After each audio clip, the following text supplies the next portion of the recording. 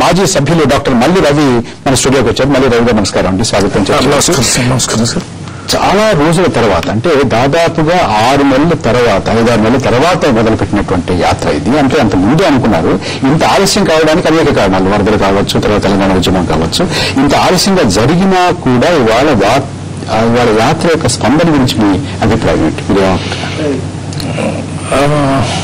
ఆలస్యం అయినప్పటికీ కూడా ఈరోజు ప్రజల స్పందన గన్నవరం ఎయిర్పోర్ట్ నుంచి ఏలూరు దగ్గర కానీ దాని తర్వాత కానీ జరుగుతున్నటువంటి ప్రజాస్పందన చూసినట్టయితే ప్రజలందరూ కూడా ఇప్పుడు ఈ యువ నాయకుడు జగన్మోహన్ రెడ్డికి నీరాజనాలు పెట్టినట్టుగా ఉన్నాయి. దీనికి ముఖ్యమైన కారణం నేను ఏమనుకుంటున్నానంటే, రాజశేఖర రెడ్డి గారు చనిపోయిన తర్వాత రాజశేఖర రెడ్డి గారిని వైఎస్ జగన్మోహన్ రెడ్డి గారిని చూసుకోవాలి చూసుకోవాలి అనేటటువంటి ఆలోచన అన్ని వర్గాలకు సంబంధించిన ప్రజలు, మహిళలు కానీ, పురుషులు కానీ, యువకులు కానీ, పెద్దలు కానీ. మీరు ఊహించారు ఎంత స్పందన ఉంటుందని? నేనుగా ఊహించానండి. ఎందుకంటే రాజశేఖర రెడ్డి గారు ఉన్నప్పుడు ఒక ఎజెండాని సెట్ చేశాడు. ఏం ఎజెండా అంటే ప్రజల ఎజెండా. ప్రజల అవసరాలను దృష్టిలో పెట్టుకుని ఆయన ఓల్డేజ్ పెన్షన్ కానీ, వీడియో పెన్షన్ కానీ, ఫిజికల్ హ్యాండిక్యాప్ కానీ, లేక ఇరిగేషన్ ప్రాజెక్ట్స్ కానీ, ఇంకా ఇందిరం ముందు కానీ అన్ని వర్గాలన్నీ ప్రజలను అందరినీ కలుపుకొని పోయేటటువంటి ఒక ఎజెండా తయారు చేసి దాన్ని ఇంప్లిమెంట్ చేశాడు 5 సంవత్సరాల్లో. మళ్ళీ 5 సంవత్సరాలు ఆయనే ఇంప్లిమెంట్ చేయాలని ప్రజలు ఓట్లేశారు.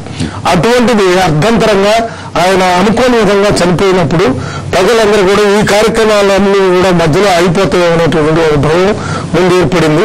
దాని తర్వాత ఇవాళ వచ్చినటువంటి ముఖ్యమంత్రి మన రోసయ్య గారు కూడా రాజశేఖర రెడ్డి గారు ఏ ఎజెండాను అయితే ఫిక్స్ చేశారో అదే ఎజెండాను నేను నడిపిస్తాను, దాంట్లో యాడ్ చేసేది లేదు, తీసేసేది అని అనేక పబ్లిక్ మీటింగ్ లో అన్ని చోట్ల చెప్తూ వస్తుంది. చెప్పిన దాన్ని బట్టి 2 విషయాలు. ఒకటి, రాజశేఖర రెడ్డి గారు మృతి చెంది 6 నెలలు దాటినా కూడా ఆయన్ని ప్రజలు ఇంకా గుర్తుపెట్టుకున్నారు. రెండవది, ఆయన స్మృతిని ఒకసారి గుర్తు చేసుకుంటూ జగన్మోహన్ రెడ్డిలో వైఎస్ రాజశేఖర రెడ్డి గారు చూసుకుంటున్నారు. అందుచేత ఇంత ఆలస్యమైనా కూడా ఇంత స్పందన వచ్చింది అనేటువంటి మీరు చెప్తున్నటువంటి మీరు అంటున్నారు రామారావు గారు. నిజమా?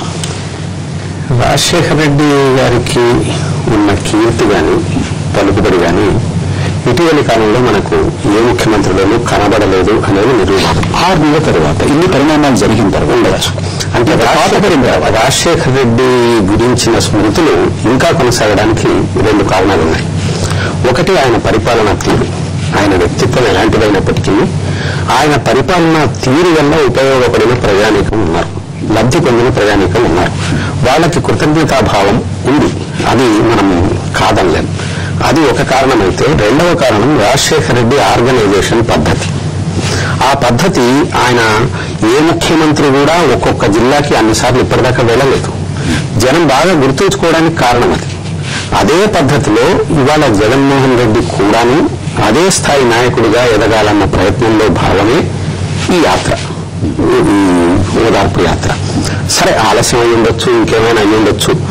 రాజశేఖర రెడ్డి మృతి తర్వాత 800 పైచిలకు వాళ్ళు ఆత్మహత్యలు చేసుకొని ప్రాణత్యాగం చేసినప్పుడే జగన్మోహన్ రెడ్డి గారు చెప్పారు, ఈ యాత్రకి నేను అందరినీ వెళ్ళి ఓదారుస్తాను, ఇంటింటికి వెళ్ళి ఓదారుస్తాను అని చెప్పారు. రకరకాల కారణాల వల్ల అది జాప్యం అయి ఉండొచ్చు.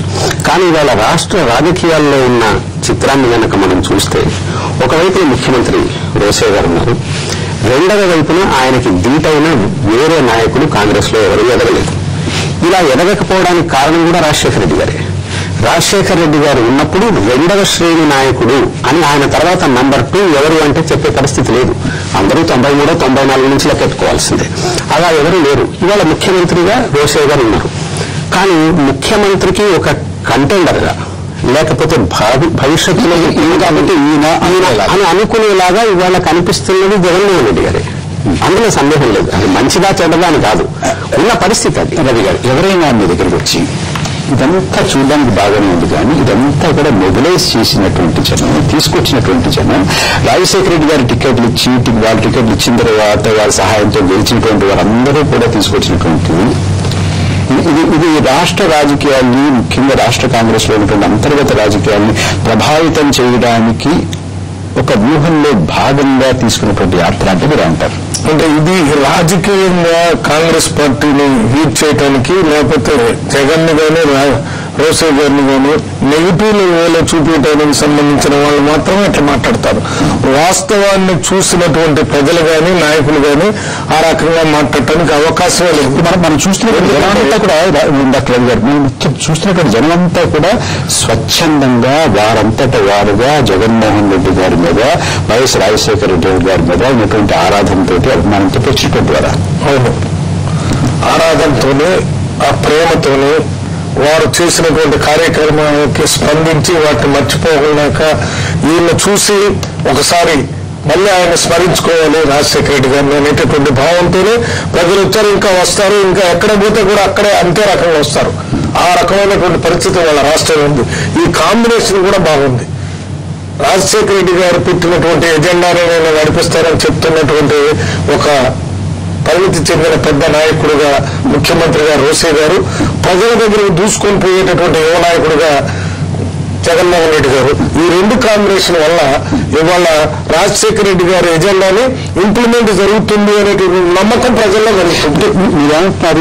ఇది రోసే గారి మీద ప్రతికూల ప్రభావం పడేటటువంటి యాత్ర కాదని అంటున్నారు. అవకాశమే లేదు, ప్రతికూల అవకాశమే లేదు. ఎందుకంటే పరిచేటటువంటి విషయాన్ని గమనించండి, ఆ రకమైనటువంటి పరిస్థితులు కావాలని కోరుకునేటటువంటి ప్రతిపక్ష నాయకులు కానీ పార్టీలు కానీ ఉన్నాయి. కానీ నిన్నటి వరకు ఆగి ఈ యాత్రకు పోయే ముందు మన ముఖ్యమంత్రి గారు రోసే గారి దగ్గరికి ప్రత్యక్షంగా వెళ్ళి వారితో మాట్లాడి వారి ఆశీస్సులు తీసుకుని, అదే రకంగా పిసిసి అధ్యక్షులు మన డిఎస్ శ్రీనివాస్ గారి దగ్గర పోయి వారి ఆశీస్సులు తీసుకుని తర్వాత ప్రజల దగ్గర పోయేటటువంటి కార్యక్రమం చేయటం ద్వారా ఇవాళ కాంగ్రెస్ పార్టీ వ్యవస్థని ఈ ప్రజల్ని అందరినీ కలుపుకొని ముందు పోవాలనేటువంటి పరిణితి చెందిన రాజకీయ నాయకుడి లక్షణాలని ఇవాళ జగన్మోహన్ రెడ్డి గారు చూపించి ప్రజా ఆదరణ కూడా అదే రకంగా పొందుతున్నాడు.